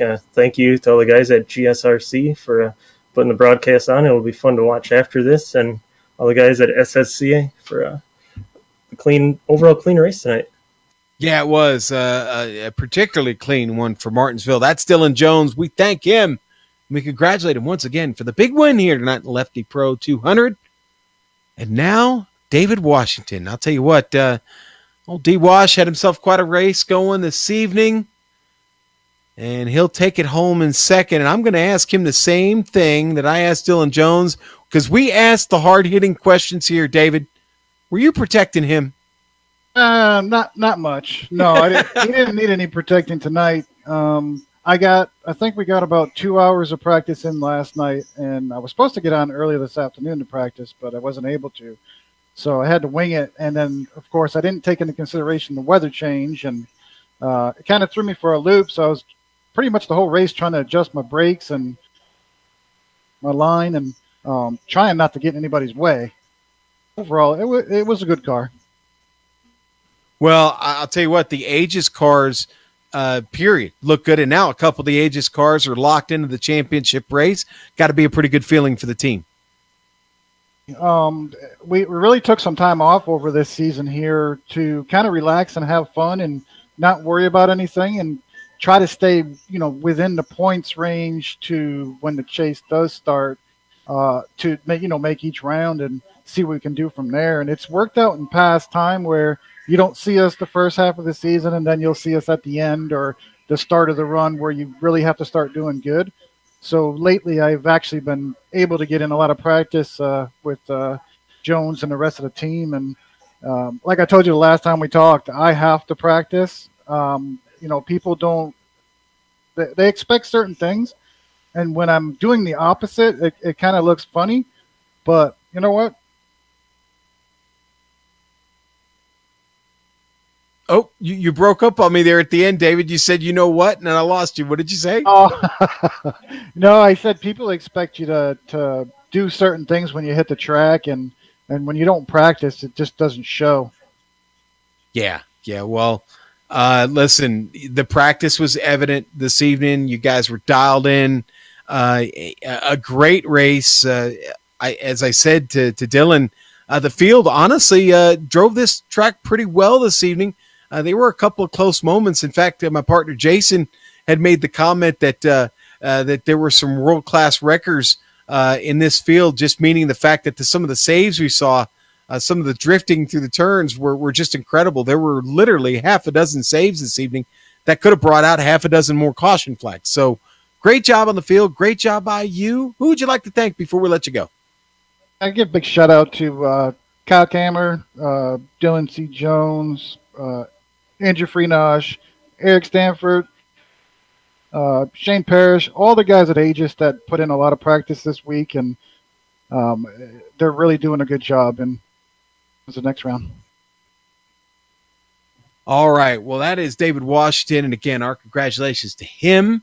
Of course, he's already locked into the final championship race by nature of his win at Kansas here last week. And, well, we will see him in a couple weeks back here with the AdPro 360 Cup Series. Now we're going to talk to Richard Regan. I'm sorry, not Richard Regan. We're going to talk to Kyle Kammer, who brought the Box Crush Chevrolet Camaro behind those Fords. You bring it in the podium there, Kyle. A win would have been nice, but these points will help you too, won't they? Yeah, we felt, coming into tonight, we're in a win to get in situation or else we can't get in. But, being able to finish up in the top four both stages and to get a third place finish, I think that may give us a chance to work some points in Phoenix. We'll just have to see how it shakes out.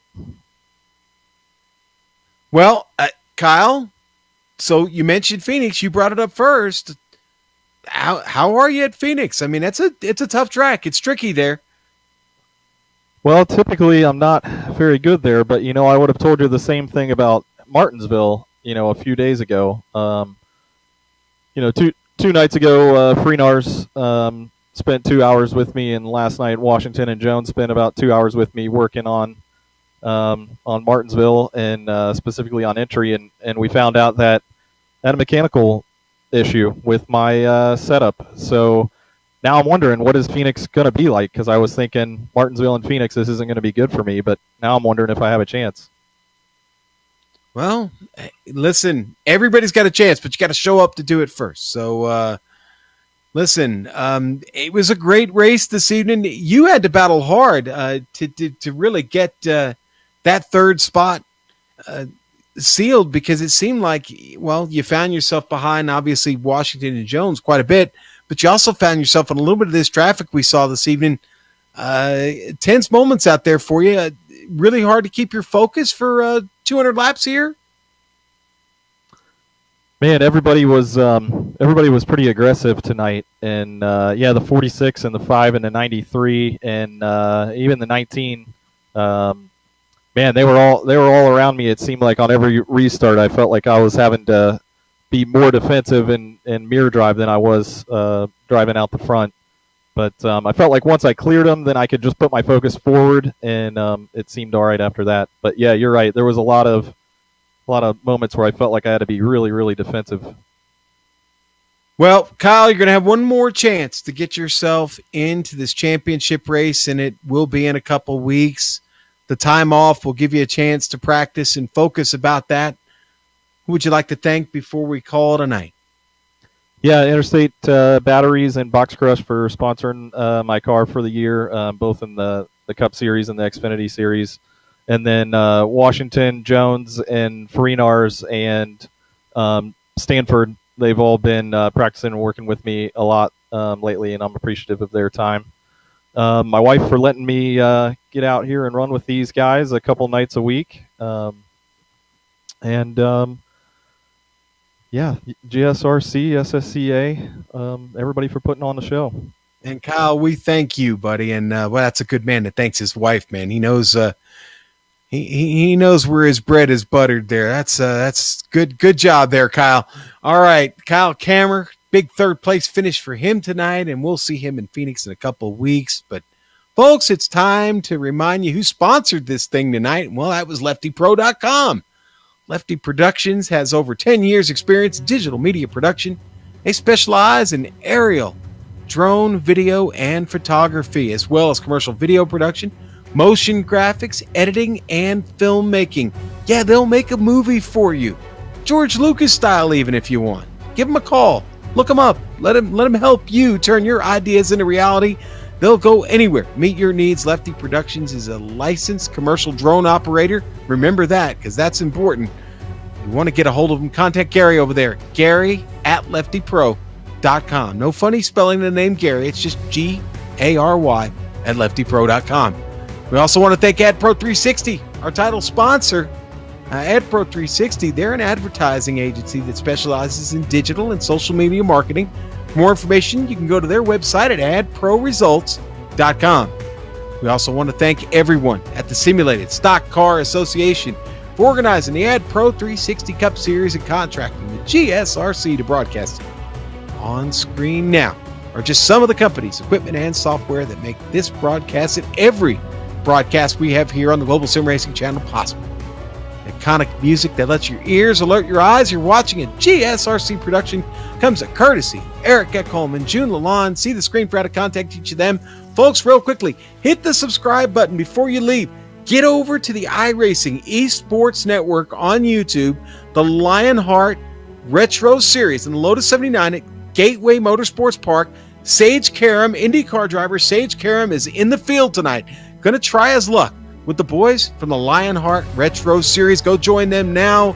The SSCA Cup Series returns in 2 weeks, October 18th, for the penultimate race in the playoffs from Rattlesnake Hill at ISM Speedway in Phoenix, Arizona. GSRC will be there to bring you all the action. We hope you join us. Sliding across your screen now are some of the upcoming broadcasts, so check those out.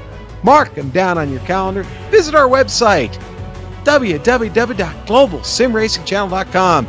We're also on social media, Twitter at GSR Channel, Facebook, go over there and just type in Global Sim Racing Channel. You'll find us, I promise. Instagram, GSRC_Graham. And finally, on behalf of the crew tonight, Jason Galvin, sitting in from a buddy Tanner, our director Joe Peak, our camera artist Dougie Beard. I'd like to thank all of you for watching. So until next time, race clean, race hard, and we'll see you on the track.